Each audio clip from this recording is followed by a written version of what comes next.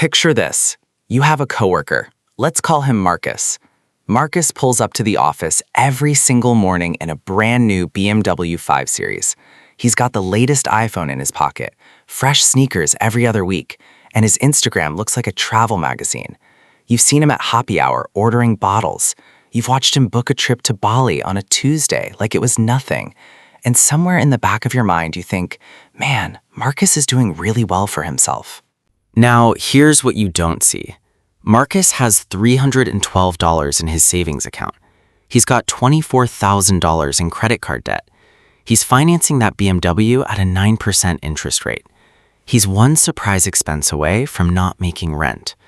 Marcus isn't wealthy. Marcus is performing wealth. And the scary part is, almost nobody can tell the difference. And if you're being honest with yourself, you might be doing a version of the same thing. My name is Nico, and I spend way too much time thinking about money. Not in a nerdy spreadsheet way, but in a why do perfectly intelligent people make financially devastating decisions kind of way. On this channel, we talk about the real psychology behind money, the traps that keep average people broke, and the simple shifts that actually build wealth over time. If that's something you want more of, hit subscribe right now and drop a like on this video. It genuinely helps this channel reach more people who need to hear this stuff. Because today, we are getting into something that took me a long time to fully understand. And once you see it, you cannot unsee it. The wealthiest people around you are almost invisible. They're not the ones in the flashiest cars. They're not the ones with the most designer pieces. Real millionaires, the kind with actual, lasting, generational wealth, are hiding it. And it's not by accident. It's a deliberate, deeply psychological strategy. And by the end of this video, I'm going to show you exactly why they do it, and more importantly, how you can start thinking the same way. Let's start with some numbers that might genuinely bother you. The average American has less than $1,000 in savings. The median net worth of someone between 35 and 44, which should be prime earning and saving years, is around $91,000. That sounds okay until you realize that for most people, the majority of that is home equity, which isn't liquid, and retirement accounts they legally cannot touch for decades without a penalty. Take that away, and we're talking about tens of thousands of people walking around with essentially nothing in a real accessible sense. Meanwhile, the Federal Reserve consistently finds that the top 10% hold roughly 70% of all household wealth in America. And here's the thing that makes that stat really sting. A significant chunk of people in the bottom 90% are spending money specifically to look like they belong in the top 10%. We're spending our way into the bottom while trying to look like the top. And that gap right there is the entire game. Here's where it gets really interesting. There's a concept called the millionaire next door. It actually comes from a decades-long study of actual wealthy households in America. And the researchers expected to find wealthy people living in wealthy ways. Big houses, nice cars, expensive hobbies. What they found instead almost broke their brains. The majority of actual millionaires lived in modest homes in regular neighborhoods. They drove used or mid-range cars. They didn't buy luxury watches. They didn't post their lifestyle online. They were, by every external measure, completely unremarkable. The neighbors didn't know, sometimes their friends didn't know, and that was entirely intentional. Because here's what they understood that Marcus doesn't. Every dollar you spend on status is a dollar that stops working for you. Every dollar you invest is a dollar that starts working for you. It sounds simple. It's not, though, because our brains are literally wired against it. Think about what happens when you buy something expensive that other people can see. There's a neurological hit, dopamine. You get the compliment, the double take, the "oh wow, where did you get that?" That feeling is real, it's powerful, and it is temporary. Within weeks, sometimes days, the item becomes background noise in your own life. The car becomes just your car. The watch becomes just your watch. But the debt, the depleted savings, the missed investment, those stick around. That's the part nobody posts about. The psychology behind this is something researchers call social signaling. For most of human history, showing resources was a survival strategy. It meant status, safety, desirability. The problem is that our brains haven't fully caught up with the fact that in a modern economy, a $600 pair of sneakers signals absolutely nothing about your actual financial position. It might actually signal the opposite. The people with real generational wealth figured this out. They stopped playing the status game. Not because they can't afford to play it, they absolutely could, but because they understand the math of what it costs. Let me show you that math, because this is the part that should permanently change how you think about discretionary spending.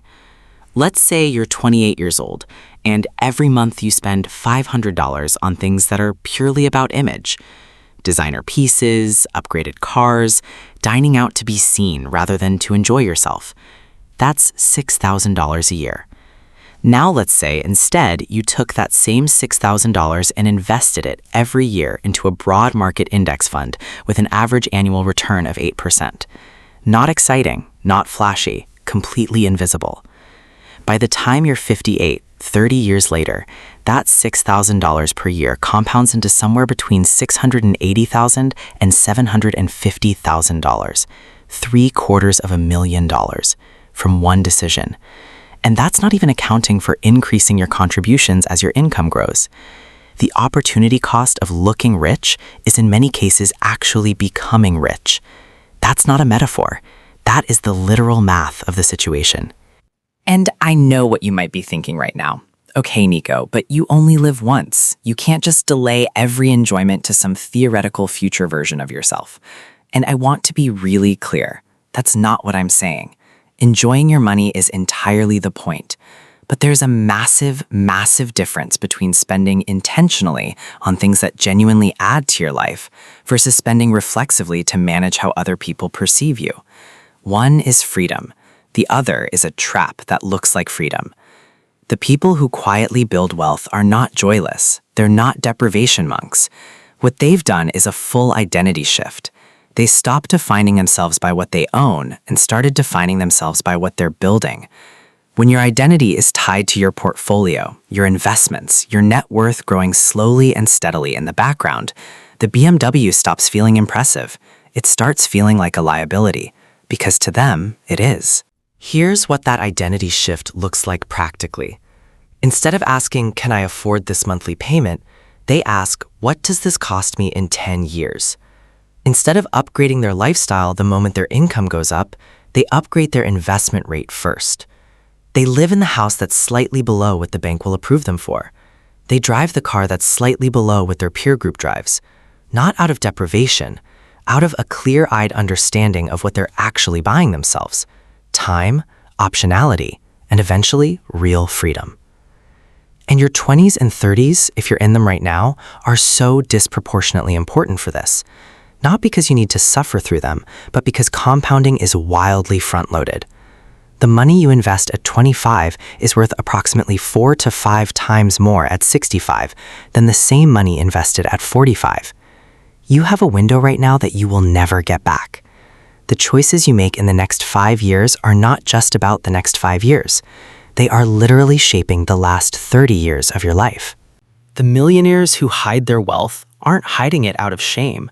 They're hiding it because they've made a decision that the approval of strangers is simply not worth the price tag. They're playing a different game entirely. A longer, quieter, lonelier-looking game that ends with real freedom instead of the performance of freedom. So here's where I want to leave you today.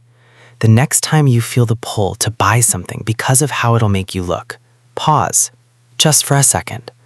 Ask yourself, am I buying this for me, or am I buying this for an audience? Is this adding to my actual life, or is it adding to my character in a movie I'm performing for people who probably aren't paying that close attention anyway? That pause, that one question, is the beginning of the shift. It's small, it's unsexy, and it will quietly make you wealthy in a way that nothing else in this video or any other video really can. If this hit different for you, share it with someone in your life who needs to hear it. And if you want to go deeper on how to actually build that investing habit from zero, I've got a video on exactly that linked right here. I'll see you in the next one.